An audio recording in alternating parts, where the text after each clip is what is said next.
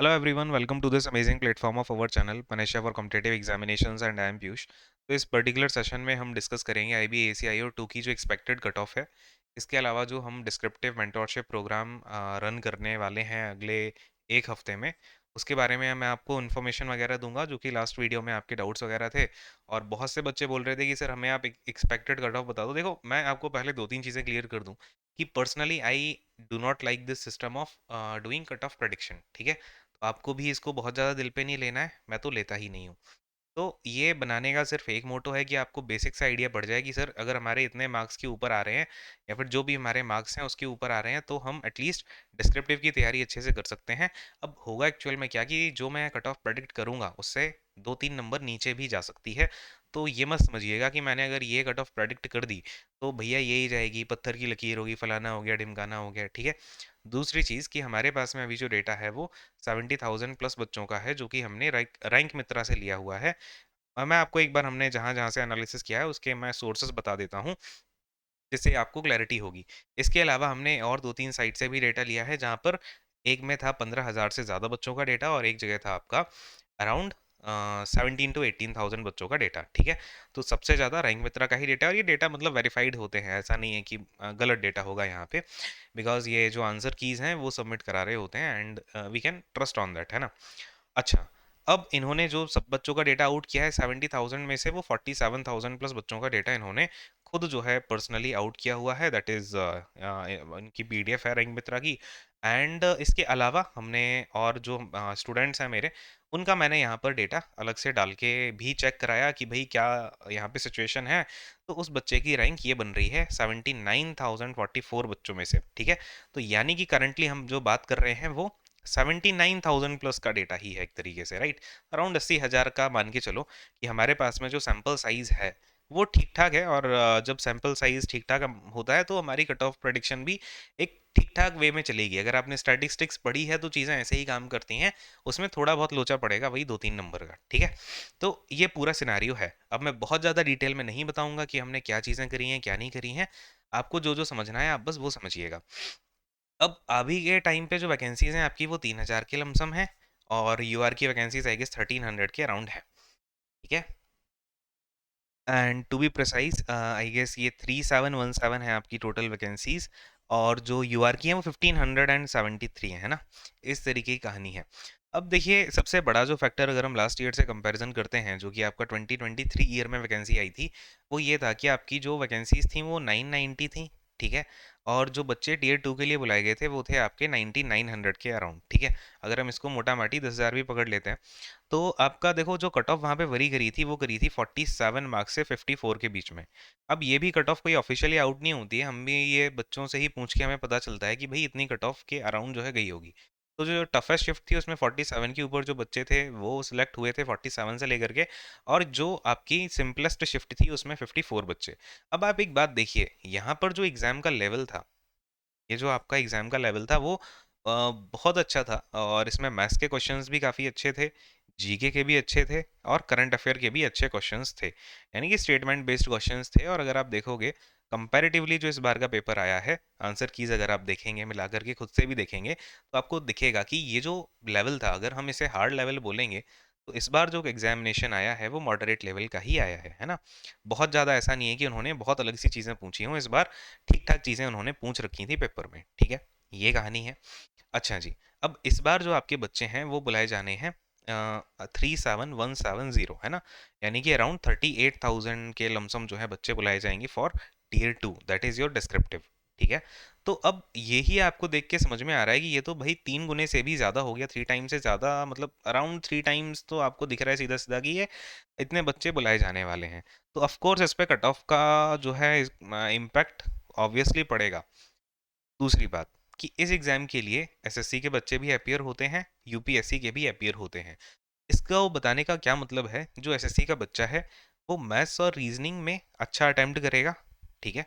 UPSC वाला जो बच्चा है वो सीए और जीके में अच्छा अटेम्प्ट करेगा। ठीक है। ये यहाँ पे इंग्लिश में। तो आप देखोगे जो बच्चे सेलेक्ट होते हैं ना आईबी में, वो एसएससी के एस्पिरेंट भी होते हैं, यूपीएससी के भी होते हैं, लेकिन अगर आप रेशियो देखें तो एसएससी के उसमें 80% बच्चा मिलेगा, यूपीएससी का 20% बच्चा मिलेगा। मोस्टली बच्चे इसको ज्वाइन तो यूपीएससी वाले तो नहीं ही करते हैं, ऐसा मैंने ऑब्जर्व किया है। खैर, तो ये पूरा सिनारियो है आपके पास। अब हम कट ऑफ में अगर बात करें, यहाँ पे नॉर्मलाइजेशन भी होगा, बिकॉज इस बार टोटल आपकी 9 शिफ्ट जो है वो हुई है ना। 9 शिफ्ट हुई हैं। अगर हम बात करें कि भाई कौन सी शिफ्ट आपकी ज़्यादा टफ थी, कौन सी इजी थी, क्या सीन है उसका, तो देखो अगर हम टफेस्ट शिफ्ट की बात करें वो थी 18th की, या सेकंड, 18th की आपकी थर्ड शिफ्ट, और 18th की फर्स्ट शिफ्ट, और 18th की ही आप अगर सेकंड शिफ्ट को देखोगे तो ये सबसे ईजीएस्ट शिफ्ट में आ रही है। और इसमें जो एवरेज मार्क्स हैं वो बच्चों के 53 के ऊपर बन रहे हैं। ये तो एवरेज मार्क्स हैं, यानी कि 5753 बच्चों के 53 मार्क्स का एवरेज आ रहा है। बात समझ रहे हैं आप? और यहीं पे अगर हम हार्डेस्ट शिफ्ट में देखें तो ये 44 आ रहा है, यानी कि आप एवरेज में ही डिफरेंस देखेंगे तो ये 9 मार्क्स का है। यानी कि जो इस बार की डिफिकल्टी लेवल है, ईजीएस्ट शिफ्ट है और जो टफेस्ट शिफ्ट है, उसमें भी पिछले बार जैसा ही वेरिएशन है।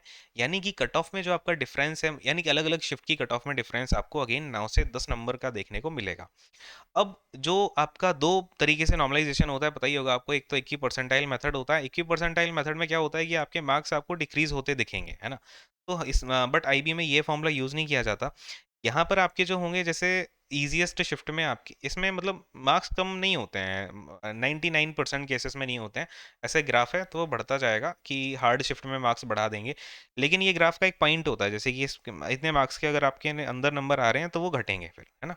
ये होता है, लेकिन उसकी आप टेक्निकलिटी में मत जाइए, कोई बात नहीं। देखो अगर यहाँ पर आपके इजीएस्ट शिफ्ट में 53 आ रहे हैं तो टफेस्ट शिफ्ट में 44 आ रहे हैं। बात समझना। यानी कि यहाँ पर होगा क्या कि ये जो 44 बच्चा मार्क्स लेकर के आ रहा है, इसमें 9 नंबर जोड़ दिए जाएंगे नॉर्मलाइजेशन में, इसके नंबर कम नहीं किए जाएंगे। जिसके 53 के ऊपर नंबर होंगे उसको कुछ नहीं किया जाएगा, एज इट इज मार्क्स आपके छोड़ दिए जाएंगे। इवन 0.5 0.6 ऐसे नंबर नॉर्मलाइज होकर बढ़ ही जाएंगे उसके। लेकिन जिसके नंबर यहाँ पर 50 से नीचे होंगे ना, उसके नंबर यहाँ डिक्रीज भी होते हुए ऐसे दिखेंगे, है ना। ये पूरी कहानी होती है ऑन एन एवरेज। ये मैं एक एग्जाम्पल दे रहा हूँ। चलिए, अब ये जो आपकी पीडीएफ है, इसमें टोटल जो आपके बच्चे हैं, ये 47,112 बच्चों का डेटा है। और ये जो हमने निकाला है, ये 79,000 बच्चों में से निकाला है। अब इस बच्चे के जो हमने ये आंसर की डाली थी, इसके मार्क्स थे 65.75, है ना। 65.7, नहीं 66.75 मार्क्स थे इस बच्चे के।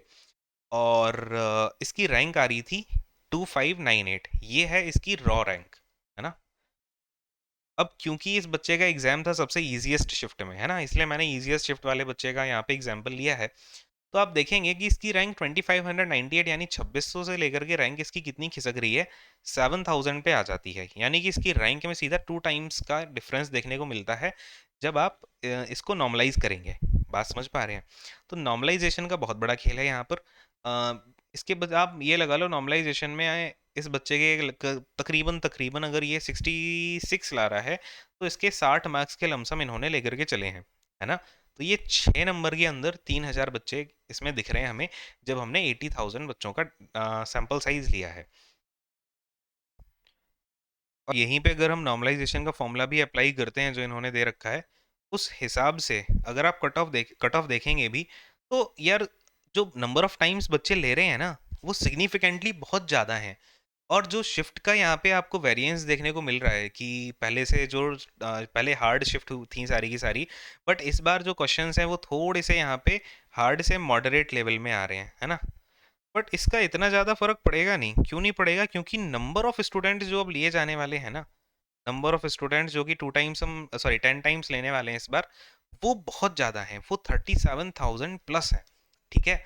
तो मतलब ये सारी कहानी मैंने आपको एक वो देने के लिए दी है कि आपको समझ में आए कि हम क्या क्या चीज़ें फैक्टर ले रहे हैं। ये सब फैक्टर देखने के बाद में ना, आप देखोगे कि जिस बच्चे के हार्ड शिफ्ट में या जिस बच्चे के इजीएस्ट शिफ्ट में 60 नंबर भी है ना, वो 7000 रैंक होल्ड कर रहा है इन आउट ऑफ 80,000 बच्चे। ठीक है। और अगर हम इसका स्टैटिस्टिकल पैरामीटर लेते हैं तो जो ग्राफ बनेगा वो सेम इस तरीके से बनेगा कि जिस बच्चे के इजीएस्ट शिफ्ट में भी आज के टाइम 53 मार्क्स आ रहे हैं ना, वो कहीं ना कहीं सेफ ही है। ठीक है। तो अगर आप यहाँ पे मान लो ना कि अगर आप 55 यूआर कैटेगरी की बात कर रहा हूँ, आपके 55 मार्क्स हैं इन द इजीएस्ट शिफ्ट, ठीक है। इजीएस्ट शिफ्ट आप देख लो, बाकी का ये देखो, ये है आपकी शिफ्ट का जो, अगर हम टफनेस लेवल देखें तो जो आपकी फर्स्ट और सेकंड है, यानी कि 18 की फर्स्ट और थर्ड शिफ्ट, ये तो ऑलमोस्ट लेवल सेम है। फिर आपका 17 और 16 इन दोनों का लेवल ऑलमोस्ट सेम है, इसका ये है, फिर इन दोनों का ऑलमोस्ट सेम है, ठीक है। तो यानी कि अगर आप यहाँ से यहाँ तक देखो, तो अगर आपके यहाँ पर इजीएस्ट शिफ्ट में अगर मैं आपको 55 बता रहा हूँ ना, तो अगर आपके हार्डेस्ट शिफ्ट में कहीं ना कहीं अराउंड 45, 46, 47 ऐसे मार्क्स आ रहे हैं, then it means you are also safe in there. Okay, so अगर हम देखें तो 55 इन द टफेस्ट, और सबसे जो आपकी 55 इन द इजीएस्ट शिफ्ट, अगर हम टफेस्ट शिफ्ट में लेकर के जाते हैं इसको, तो अराउंड आपके अगर 46 मार्क्स आ रहे हैं तो आप सेफ हैं, ठीक है। तो इस बार जो आपकी कट ऑफ की रेंज हो सकती है वो 46 टू 55 रह सकती है, worrying depending on your shift, ठीक है। फिर अगर हम ओबीसी कैटेगरी की बात करें तो ये भी अराउंड आपका 52 मार्क्स देखने को मिलेगा। फिर ये मैं बता रहा हूँ कि आपको बिल्कुल सेफ है, कट ऑफ इसके 2-3 नंबर नीचे ही जा सकती है ऑब्वियसली, मतलब ये मैं ये बता रहा हूँ कि इतने पे तो आपको डिस्क्रिप्टिव करना ही करना है, छोड़ना है ही नहीं कैसे भी, बात समझ पा रहे हैं मेरी।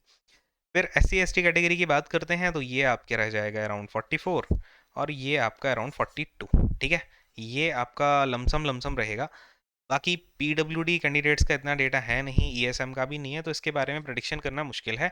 UR कैटेगरी की कट ऑफ जो है वो अराउंड 53 से 55 के बीच में वरी करेगी ऑन द हाईएस्ट रेंज, ठीक है। हाईएस्ट रेंज इतना होगा, और अगर आप इसमें चाहें तो प्लस तो कुछ नहीं, माइनस आप 2 ले सकते हैं, ठीक है। -2 या 3 का आप लेकर के चल सकते हैं, इससे ज़्यादा कट ऑफ जाने की बिल्कुल संभावना नहीं है, ठीक है। और कहीं ना कहीं आप अगर देखोगे तो कट ऑफ वही वरी करेगी आपकी 52 से 55, ठीक है। तो जो बच्चे इस स्कोर के ऊपर स्कोर कर पा रहे हैं वो पूरे तरीके से सेफ जोन में हैं, और वो अच्छे से अपना डिस्क्रिप्टिव का प्रिपरेशन कर सकते हैं। अब देखो भाई, हमारा डिस्क्रिप्टिव का मेंटरशिप प्रोग्राम भी चल रहा है, बट उसका मतलब ये नहीं है ना कि मैं आपको कुछ भी बोल दूं कि भैया तुम्हारे 50 नंबर आ रहे हैं, तुम्हारे 40 नंबर आ रहे हैं, तुम कट ऑफ पार कर लोगे, ऐसा हो जाएगा वैसा हो जाएगा। तो ऐसा भी मतलब ये बड़ा मुश्किल है कि अगर आप सोचो कि मेरे 40 नंबर आ रहे हैं तो आप क्लियर कर लोगे, then it is not a possibility, ठीक है। तो ये चीज़ है। अच्छा, अब डिस्क्रिप्टिव प्रोग्राम के बारे में कहानी ये है कि मैं आपको पूरा एक्सप्लेनेशन इसका दे चुका हूँ पिछली वाली वीडियो में, तो आप उसको चुपचाप से जाके देख लीजिएगा। मोटा माटी बात यह है कि हम ये सारी की सारी कहानी इसमें करवाने वाले हैं, पॉज करके पढ़ लीजिएगा, है ना। ये सभी हम इसमें पेनेशिया फॉर्डर मॉड्यूल्स देंगे, हम कैसे पढ़ाते हैं, क्या हमारा तरीका होता है, वो आप फर्स्ट वीडियो में प्लीज़ देखिएगा। उसको मैं डिस्क्रिप्शन में डाल दूंगा वीडियो का लिंक, या फिर कमेंट सेक्शन में भी डाल दूंगा, ठीक है।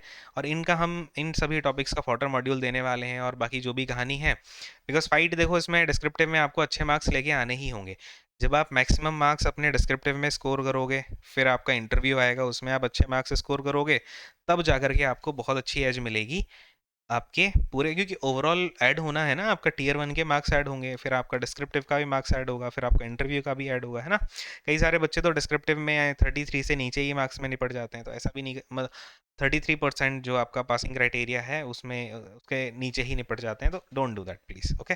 अच्छे से पढ़ाई करिएगा। और ये आप एक्सेस कैसे कर सकते हैं, तो ये करके आप, फीस है 1065, ये आप पे कर सकते हैं इन यूपीआई आईडीज़ पे, या फिर इस क्यूआर कोड पे, और फिर पेमेंट का स्क्रीनशॉट इस मेल आईडी पर भेज सकते हैं, ठीक है। तो ये पूरी कहानी है, बाकी इसकी सारी डिटेल जो है आपको वो पिछली वीडियो में मिल जाएगी। तो इसको आप ज्वाइन कर लीजिएगा। 25 सितंबर से हम इसमें तैयारी शुरू करेंगे। जो मुझे पहले से जानते हैं उनको पता होगा मैं किस तरीके से चीज़ें करवाता हूँ, जो नहीं जानते हैं वो थोड़ा सा चैनल पे आगे पीछे जा कर के देखना। हमने अभी रिसेंटली SCI JCA का मेंटोरशिप प्रोग्राम कंप्लीट कराया है, तो उससे आपको आइडिया पड़ेगा, है ना।